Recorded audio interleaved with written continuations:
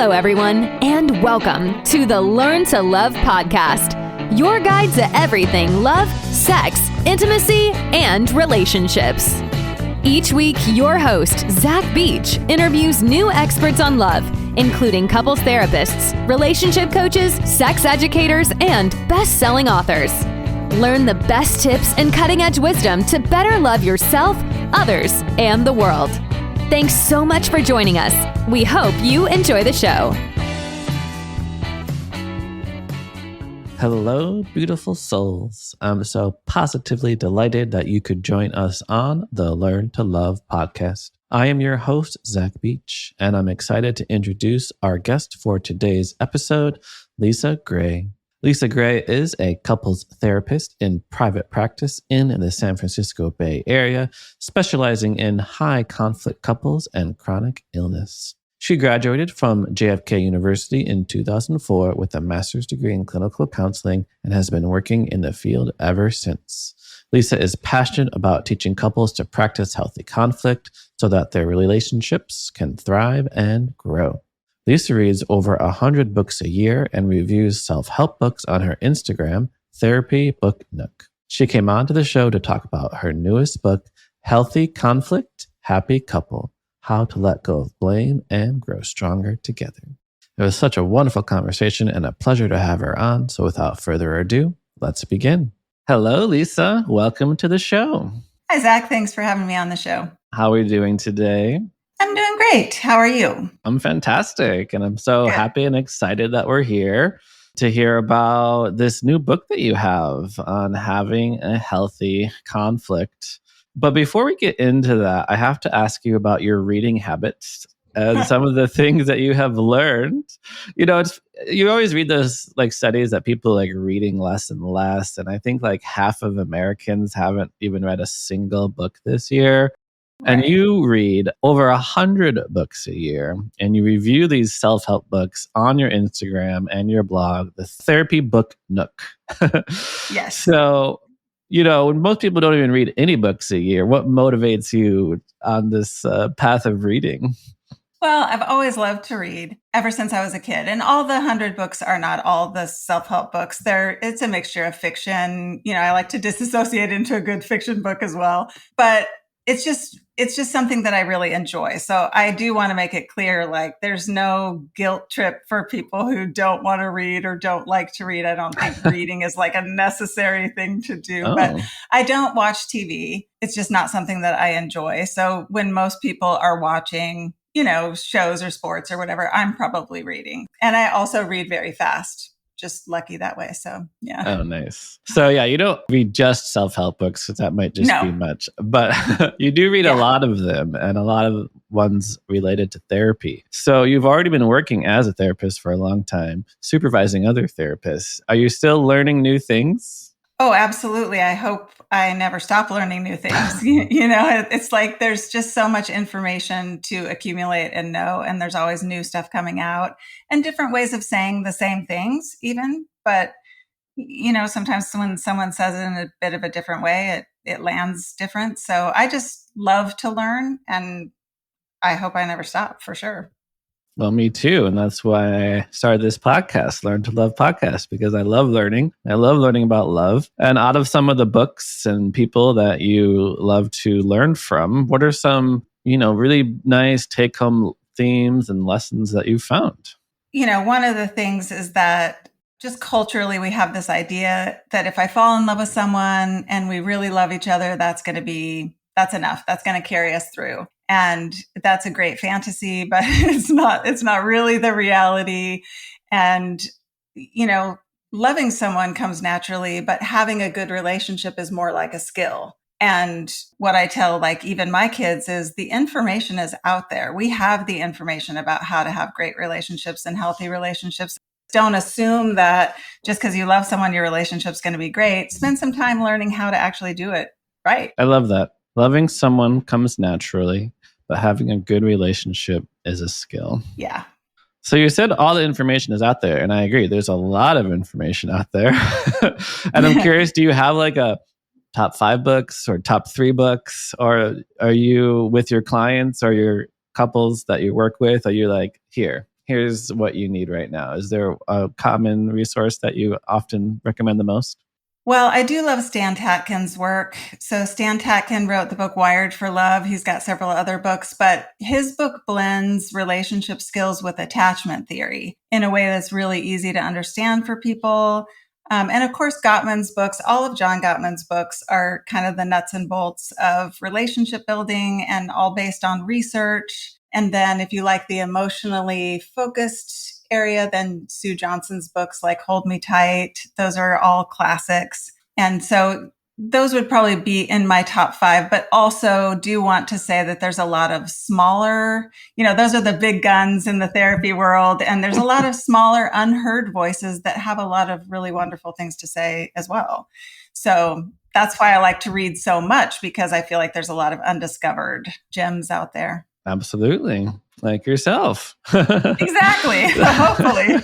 Yeah, it has been really fun being on the podcast and listening to great authors like yourself who maybe aren't the million top sellers, but still have really great, insightful wisdom to share. So because you know the information that's out there, there's always this temptation, anytime we say write a book, like, oh, this has already been written about before. There's no reason to write another book about it. So with the content that you notice that is out there, what compelled you to write Healthy Conflict, Happy Couple? Yeah, that's actually what stopped me from writing a book for so long. Everything's been said, everything's been done. Why, what's there left to say?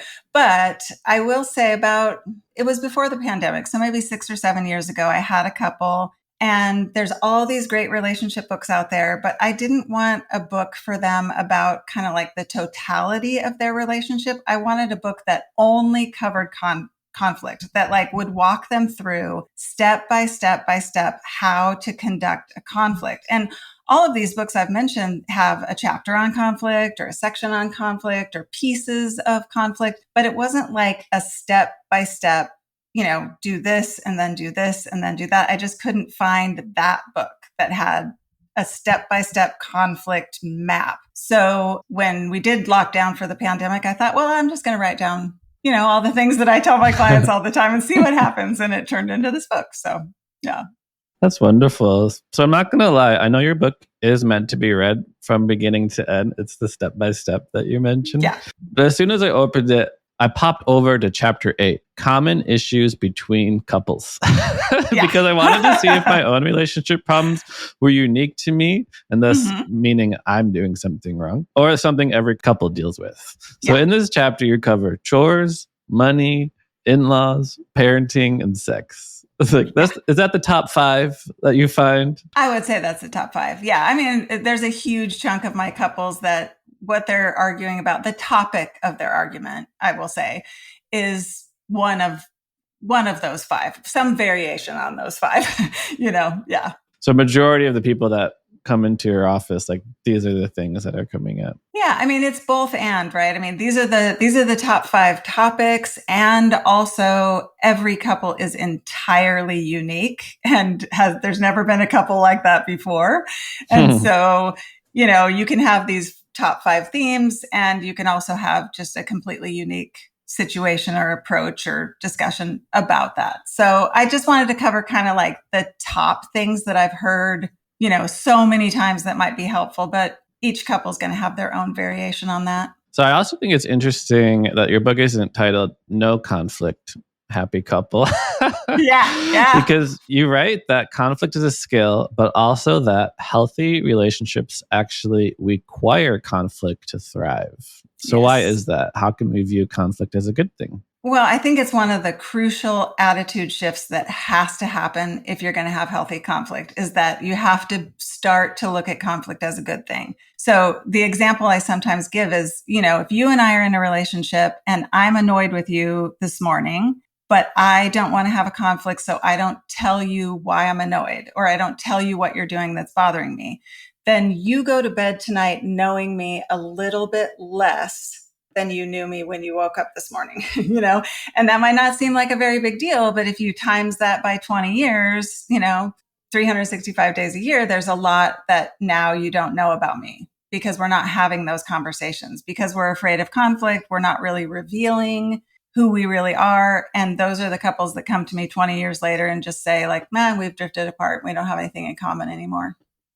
sadly. So couples that say that they're drifting apart have probably had a long pattern of not sharing what's going on with them, so Absolutely. that the distance just increases over time. Yeah, it just becomes a wasteland because, we're afraid to say what we really think, what we really feel. And we don't have a setup, like a platform for how to do that. And so it seems like a very scary thing to do. But if you learn healthy conflict, it starts to actually be kind of exciting. Like, I'm going to learn something new about my partner when we sit down to have this conversation. That should be a good thing. Well, it should be a good thing. It sounds really nice. Because, it's interesting that your example was annoyance. Like, if I'm annoyed, but I don't tell you that I'm annoyed. Because I'm imagining like two situations. One, no one wants to be told that they're annoying, especially by someone that loves them. Be like, by the way, I find you pretty annoying. Mm-hmm. But also, we have this phrase like, oh, that person really pushes my buttons. And, to what extent is my annoyance about me and not actually about my partner at all? Yeah. Well, in every relationship, there's a beauty and a skill of letting things go. You can't address every single little annoyance that comes up for you every single day. Like you're saying, some of that is about the other person's just having a bad day or you're having a bad day. So there is a little bit of a skill to discern when you should have a conflict or not. So even though a conflict I consider to be a good thing, there are some things that you can just let go and, don't really need to be addressed. It's not so much about who you are as a person that you're not revealing to your partner. It's more like, if they want to put the toilet paper over and I want to put it under, maybe I can just let that go, That would be nice. Right, exactly.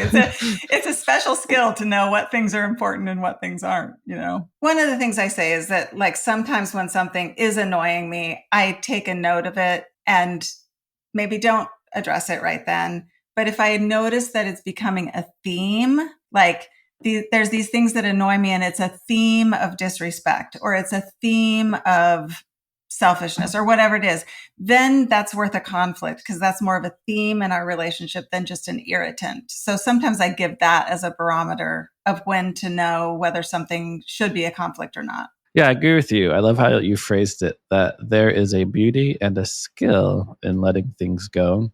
Yeah.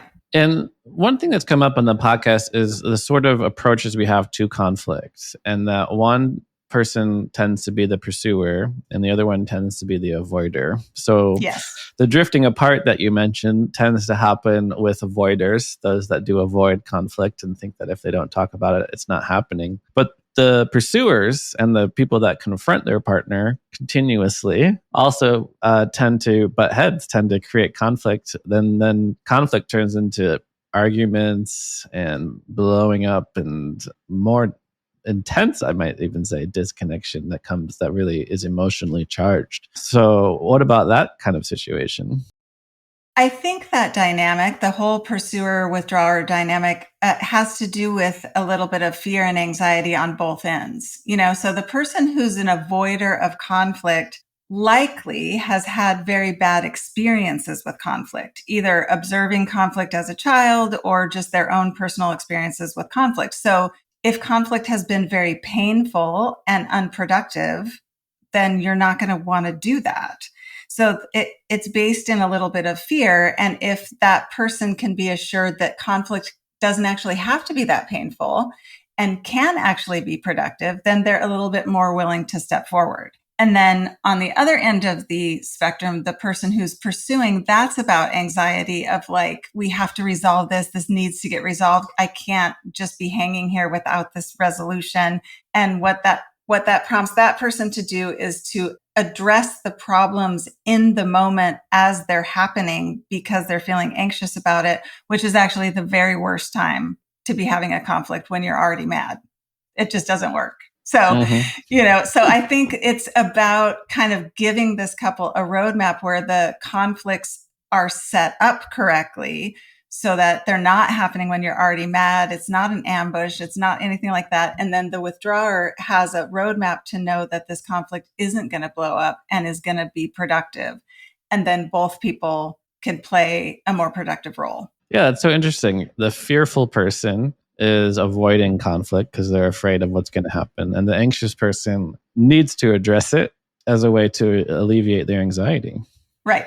Right. Or sometimes they've just been told that's what you're supposed to do. I mean, I can't even count how many weddings I've been to where they're like, don't go to bed mad. I'm like, that's terrible advice. Oh, okay. When you're super mad, you should not be having an argument because nothing's going to get solved. Okay. So what do you say? It's okay to go to bed mad?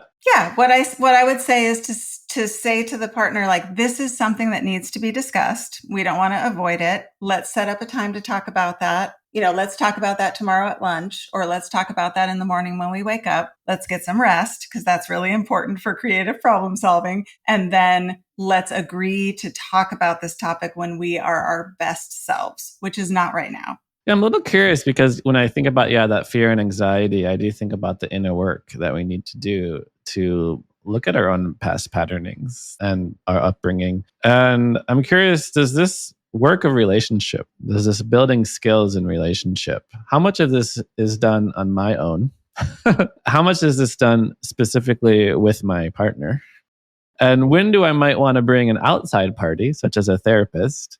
And the outside party could work, again, with just me. Yes. Or they could also work with the couple. Yes. Well, I think that it's important. So many of my clients are like, I don't want to talk about my childhood. We don't need to go back to my childhood. Unfortunately, when it comes to conflict. Sounds like avoidance. Yes, it does, doesn't it? Yeah. But, unfortunately, with relationships and conflict, we don't have any other barometer to judge what we should do except for our childhoods. Like, we don't get a class in high school or college on how to have good conflict or how to have great relationships. What we have is what we saw growing up. And that's about it, So it is really important to do your personal work and to at least be aware of what you learned growing up, at least be aware of what you may have observed and learned either intrinsically or straight up being told, but you learned something about relationships and conflicts in your childhood and you're carrying that with you. And that's work that I think individually is really helpful to understand what you might tend towards when you're having a conflict. And then, each person then is going to come with a set of beliefs and behaviors and conflict styles. And so that work is going to have to be done together. How do we blend these styles? How do we make sure that these styles work together so we're supporting each other in a conflict instead of working against each other? And a third party is always useful. So I'm sure that statistic that John Gottman has, that people wait 6 years after they realize they're in a serious problem before they go to therapy. And that's just way too long. So I love working with couples who come early in their relationship and then we establish a good structure and then they can come back whenever they hit a road bump. And that's, to me, is the best way to do it. Yeah, I love that emphasis on cultivating awareness of our own stuff. So at least we know what we're kind of bringing to the table when conflict does arise. But the reason that conflict is arising is because of our partners. So that work on solving the conflict does have to be done together. Yeah. So you mentioned towards the beginning that our conflicts need to be set up correctly, which I assume is like the first step on the step-by-step on how to have a healthy conflict. So how do we set up our conflict correctly? So I like the concept of making an appointment to have a conflict. And people always push back on this with me because they're like, why would we want to have a conflict on a perfectly good Saturday morning when nothing's happening, Exactly. But ignorance is bliss, right? Right. Yeah. But the problem is that if you only have conflicts when they're happening, these are the couples that come in and say, we have been arguing about the exact same thing for 10 years and we've never solved anything. And that's because they're only talking about it when they're really mad. And because of that, they're in their kind of fight or flight brain. They're saying things they don't really mean. They're not in touch with like their goals for the conversation. So I'm always saying it's kind of like an investment. If you say, and every couple knows what their issues are. If I ask any couple, what is it that you argue about? They know. It's not like they don't know.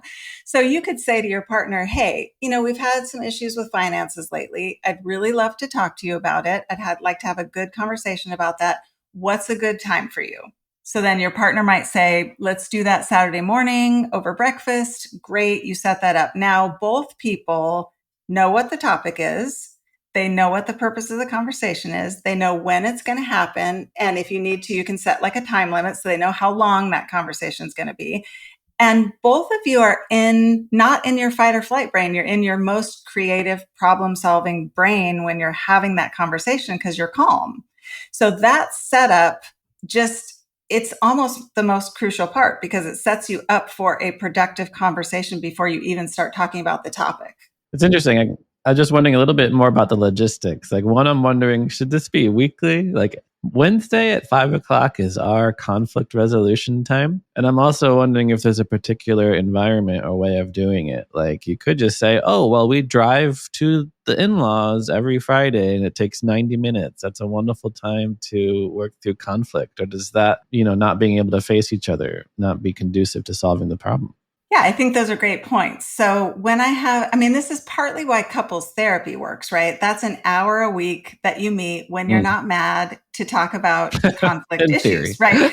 So yeah, so that's the setup. That's partly why it works because you're not having that discussion when you're already mad. So when couples are having problems, like if you're in distress, I would definitely say weekly. And I would say, make sure you have an end point. So it really makes the withdrawer comfortable if they know, like, this is an hour-long conversation. And when that hour's up, we're going to go do something fun or whatever. I think the setting is important. And some people do better not being face-to-face. It's more comfortable for them. And so like walking and having this conversation can be very helpful sometimes for people. I'm not sure about driving when your concentration is sort of divided by what's happening on the road. And if you get upset or need to take a time out or something like that. But like walking side by side wouldn't be bad. So I think every couple kind of has to decide what's the environment they're the most comfortable in, and if it's useful to have a particular room or a particular space or a particular activity that you find is the most conducive to having that conversation, go for that. Yeah. Yeah, that makes sense. You want to have as much ease in your environment exactly. so that the conflict itself goes as smoothly as possible. So step one, we might say, is make an appointment to have a conflict. What would be the next step? So then what I find when I'm working with couples who have conflict is that they try to move on to problem solving way too fast.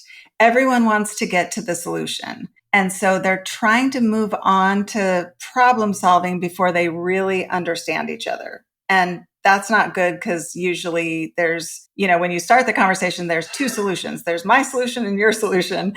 And if we don't spend enough time, understanding each other, that's all we're going to have, So I actually break it down into two completely separate conversations to avoid the temptation to move into problem solving.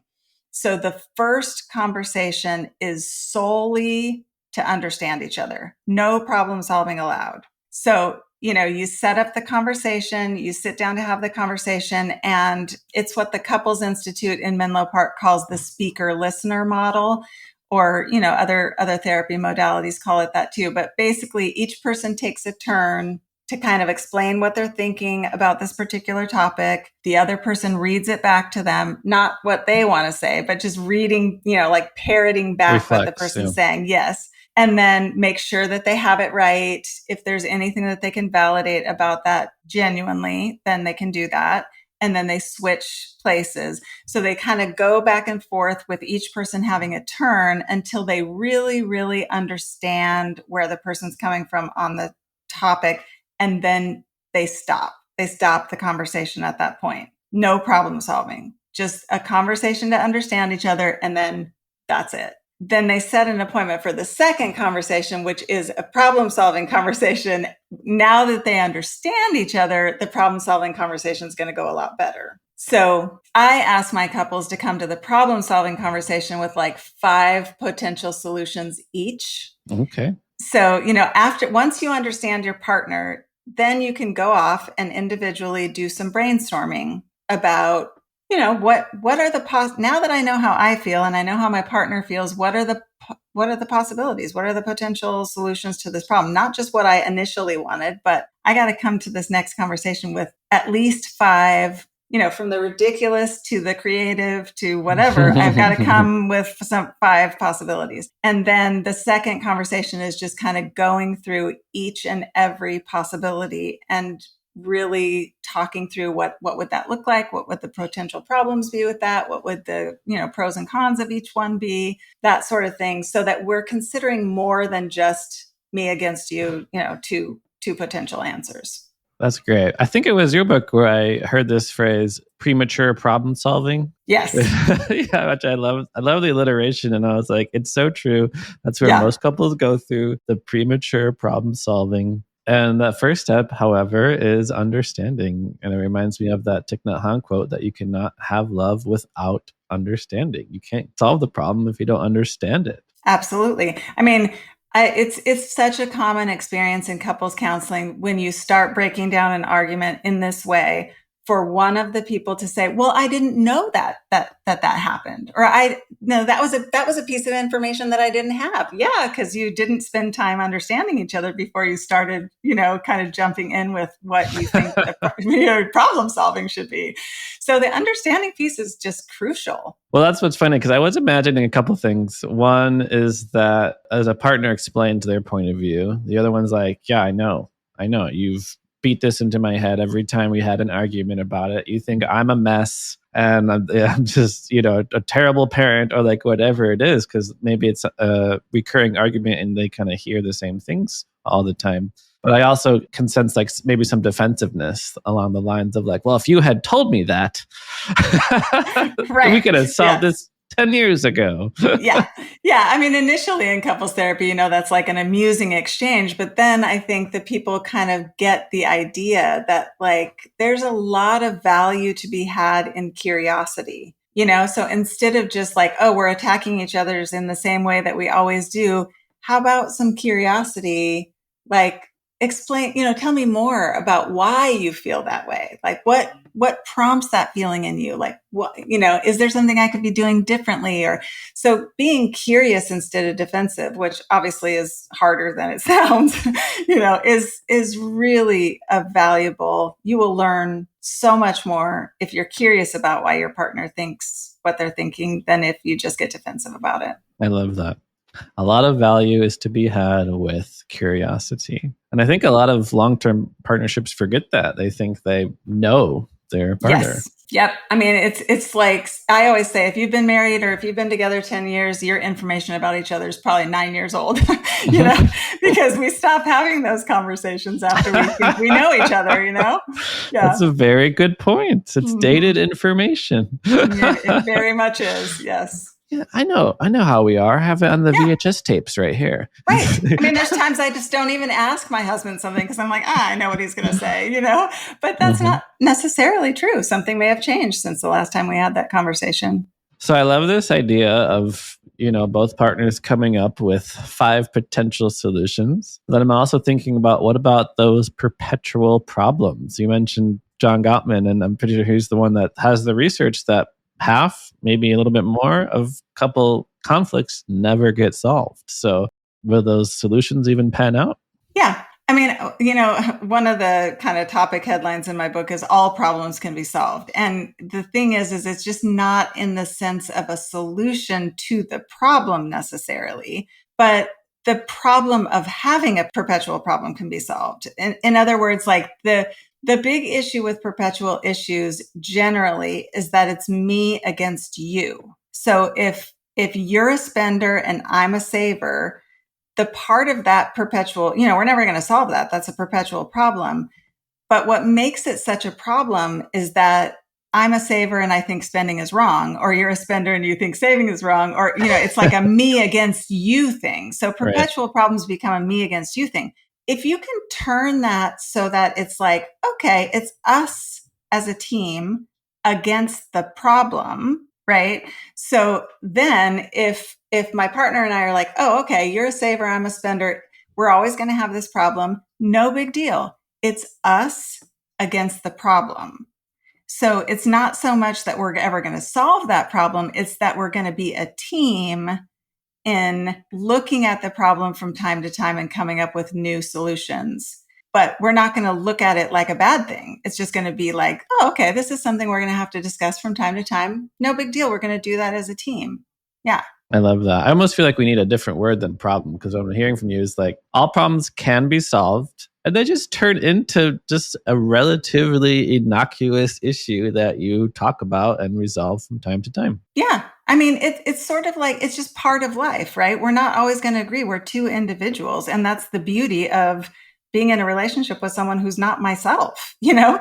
And so if I look at that as like, that's not so much a problem. It's just that, you know, it's going to create a need for us to communicate and work together and maybe come up with solutions that'll work for a while, and then they might not work forever. And that's no big deal. We'll just regroup and talk about it again, you know? So far listening to you, I have 3 steps. Make an appointment, right? In a amenable environment. Listen to each other with curiosity. Reflect back what you've heard, which I'm doing right now. I'm reflecting back what I've heard. Feel free to correct me. Okay. And then we problem solve together. Maybe come up with 5, 10. You know, why stop at 5 solutions? And then is there a next step?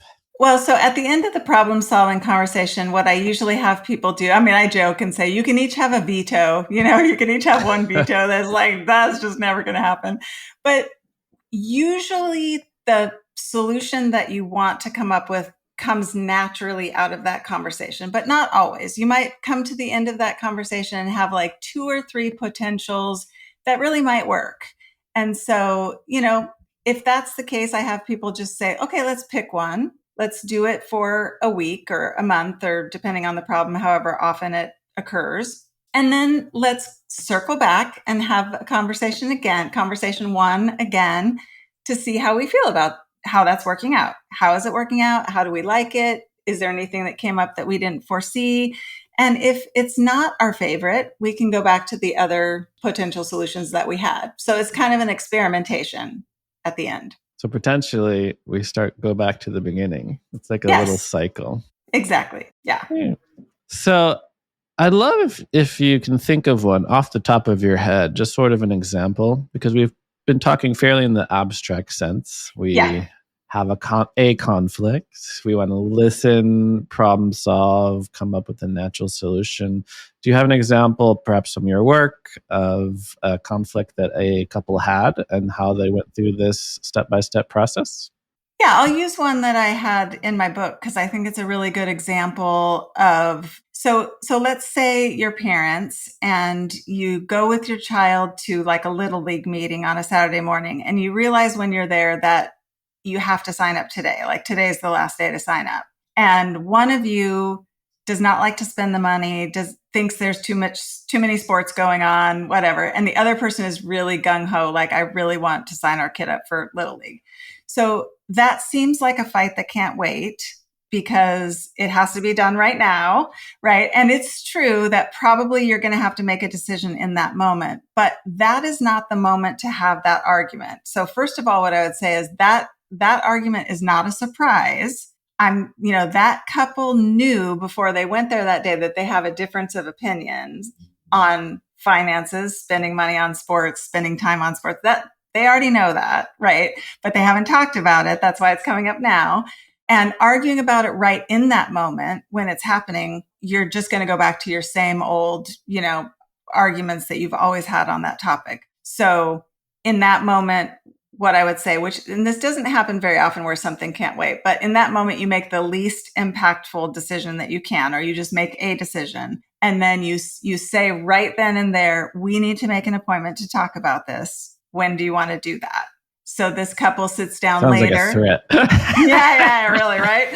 This couple sits down later and says, okay, we've had this issue several times. You think our kids should only do one activity at a time. I think we should fill up their schedule. You want to spend money on uniforms and sports. I don't think that's the way to go. I want to do music or whatever it is. And then they start the process of having this this discussion so they can really understand, like, where is that coming from? Maybe it's something they didn't get to do in their childhood. Maybe they have goals for their kid that the other person doesn't know or whatever. So that's where the understanding comes in. And then you can come up with all these different ways of potentially addressing that in the brainstorming conversation. So in this situation, for example, what did the couple decide? What was their solutions? Yeah. So in this particular example, the couple decided not to sign the child up that day because it was the least impactful decision to make.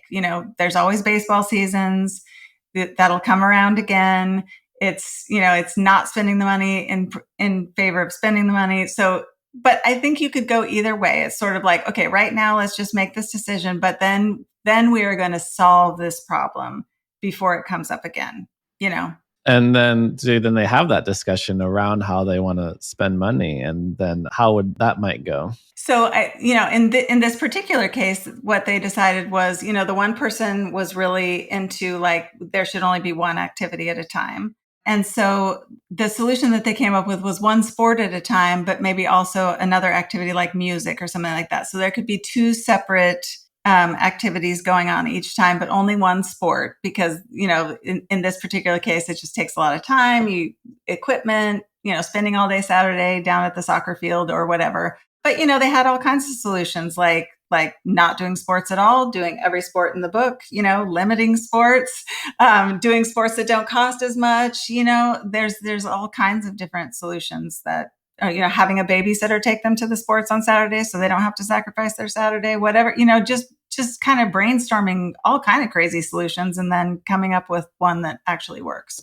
I love that idea of just brainstorming possibilities together because I feel like it's really easy to think that there's no way out. Yeah. But then even the, crazy solutions can still offer up some possibility that there is a way out and that the problem that you're having can be solved. Yeah. Yeah, like I was kind of a joke in my book, but the example I gave was about laundry. And one of my possible brainstorming solutions was just throw out the clothes when they get dirty. You know what I mean? like that's the thing about brainstorming is when you start allowing yourself to think of even the silly ideas, then sometimes a good idea actually pops up. But for most of us, what happens is I already have my heart set on a possibility. And so that's the only one I can think of. That's the only thing I can see. And without brainstorming, you're just closing yourself off to maybe a lot of potential, really good creative options. Yeah, it's interesting you brought up the humor piece because I am kind of wondering how we make this practice of solving conflict more joyful, also like more warm, like more empathetic and compassionate and coming from the heart. So it doesn't feel like we're busting out our clipboards and writing things down. Yeah. Well, so I always think of relationships with like a bank account metaphor, right? So what happens, people will come to me and they'll be like, we have a communication problem. And I will sometimes joke and be like, no, you don't. You have the same communication that you had at the beginning of your relationship. The problem is you had $1 million in the bank then, So when you had a conversation that was like writing a $100 check, no problem. You had $1 million in the bank, right? But now you have $10 in the bank and you're trying to have $100 conversations, And so it's not so much the communication, it's that you don't have a good balance between good and bad in your relationship, So having an argument with somebody that you constantly laugh with and have a lot of fun with and do a lot of shared activities together and spend a lot of time with, that argument is going to look very different than someone that you bump into in the hall and snarl at. That those two conversations are not going to be the same thing, So the money or currency in this case is just your overall experiences of happiness and joy with your partner. Yeah. And sometimes when couples come in, honestly, I'm like, first we need to work on the deposits. We can't even start with these withdrawal conversations because you have nothing in the bank to draw from. So let's start having fun together again. Let's start going on dates. Let's start spending time together, having great fun conversations and laughing together and doing shared activities that we both find exciting. Then you're going to really have the currency to have negative conversations without that becoming like personal or overly critical. I love this metaphor. Like, what's the best return on investment in relationships? Yeah, I don't know. I think, it's probably different for every person. I personally think you cannot underestimate like laughter and appreciation. I get so much resistance to being appreciative of your partner. And I'm like, it's free, like it doesn't cost you anything to be appreciative, and it puts so much money in the bank. So it's why would you not, Yeah. Absolutely. I see that with my parents. Like, my mom always cooks, and the rule is whoever cooks doesn't have to clean. So my dad Right. always cleans. Mhm. Happens every time. And every time my dad goes, "Thanks for making delicious dinner, honey." And she goes, "Thanks for cleaning." Yeah. And it's like, you don't have to say that. Totally. It's your job, right? Yeah. That's what happens every time. Yeah. But absolutely, I like how you said appreciation is free. And what Yeah. you appreciate appreciates. Absolutely. Absolutely. So it's funny to me when I meet people who are resistant to that, but usually it's people who never got any appreciation as a kid. It's like you did your chores and no one said thank you because that was your job. Right. So that's the attitude they bring into adulthood. But, when you have a relationship like your parents, where it's like, yeah, it's their job, but that doesn't mean I can't say thanks, And so you're just making deposits, and that's going to come back to support you when you have to have a withdrawal conversation. So there's this little idea coming up listening to you, because I know you're a therapist. And as you know, I'm also in therapy school, and we're learning all about different theories. And when I think about this approach to healthy conflict, I'm like, is this a psychodynamic approach or more of a cognitive behavioral approach? And for those like unfamiliar, like I feel like therapy always has to juggle this. Well, let's work on the current feeling, the current thoughts that you have, solve the problematic thinking that's happening in this moment, which I feel like nowadays is the more popular approach. And it tends to be pretty effective to work on someone's thought patterns in the here and now. Sure. Versus a more, say, psychodynamic approach, which is like this incredible archaeological dig that goes deep into all one's psychological complexes and childhood trauma and different things like this. So yeah, when I'm working with my partner on solving conflicts, on those, as you meant, what was it? Chores, money, in-laws, sex. Uh-huh. How much of this is an in the moment, let's figure this out and come up with a solution? And how much is this is actually, these are deep rooted from everything that happened to me at an earlier age that we also have to get to the bottom of if we are to finally find a solution. Yeah. I mean, I love theories. Theories are great, but I have a problem with like, this is the theory. And I think, probably many people do. That's why so many therapists describe themselves as eclectic these days, or, integrative or whatever. But it's all of it, right? I mean, when you're having a conflict with your partner, there's some very here and now practical things that need to be decided and need to be done. But the way that you feel about the different options can't help but be based in your history and who you are and all of your experiences and all of that. And that might be important in this particular argument, or it might not, but it all comes into play. So that's why I feel like, if you only use one theory, you're going to miss the richness of, as Jon Kabat-Zinn would call, like the full catastrophe. You know what I mean? Like you want the full catastrophe. You want all of it. You want how the childhood affects where you're at. You want how your past relationships affect where you're at. You want how you're just feeling emotionally right now. You want the practicalities of solving it. And not all of that comes into every conflict, but it could. And so I think knowing a little bit about why all of that is important can just help you navigate when a conversation gets really complex like that. It's true. There's a lot of information out there. And there is. It can all be very useful in our relationships. Yeah. So as we're winding down, I really appreciate this really wonderful step-by-step process to having healthy conflict for a happy relationship. And you mentioned that that's love. It's a skill. It's something we can develop.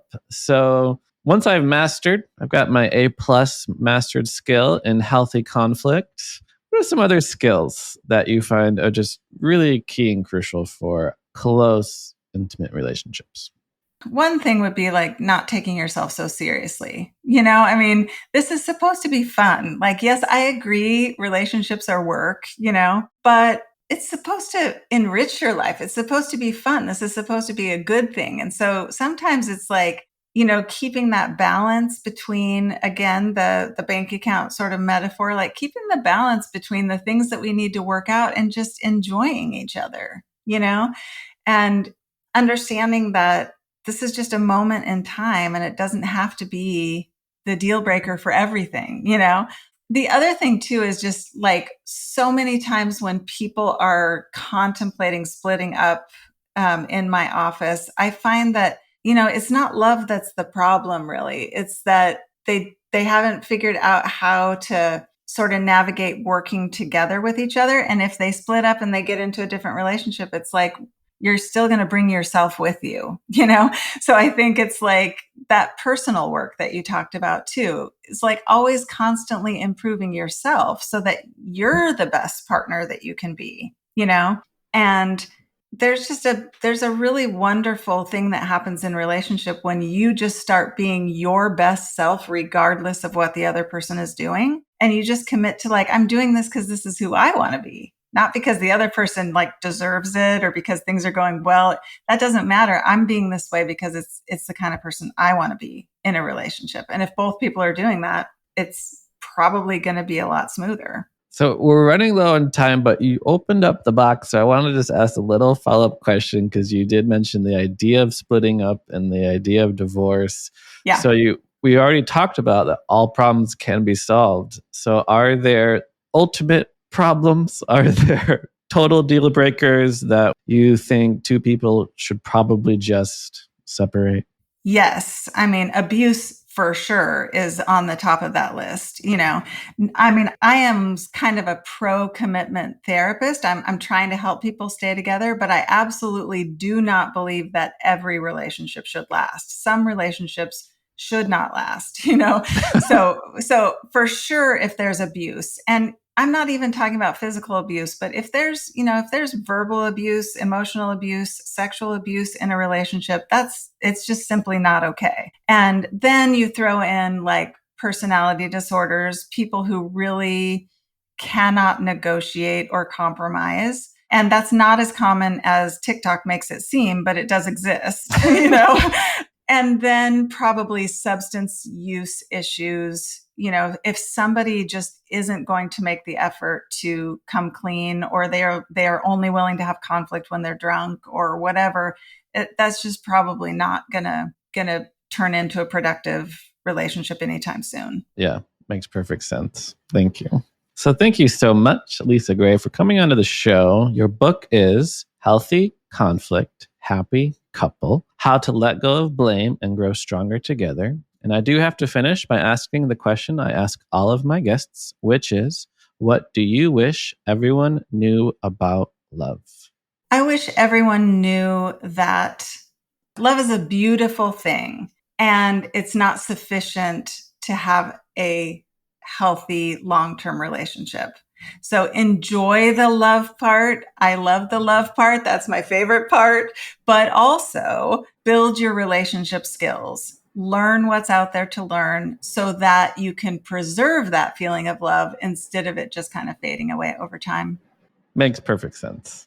Love is a beautiful thing, but we can't just fully trust in this thing just to happen. Right. There's skills we have to develop and things we need to learn. So wonderful. Thank you so much, Lisa Gray. For our listeners who want to learn more about you, how can they find you? My website is lisagraymft.com. So my last name is Gray, and then MFT is for Marriage Family Therapist. I am on Instagram at Lisa Gray MFT, and also on Instagram, Therapy Book Nook. Those are my book reviews. And I'm on Twitter as Gray_therapy. Nice. I had already followed your first Instagram, but now I need to find Therapy Book Nook. Love it. Yeah. I feel like every therapist I know is always saying, I don't have time to read. So I'm like, okay, I'll review all the books for you. Yeah.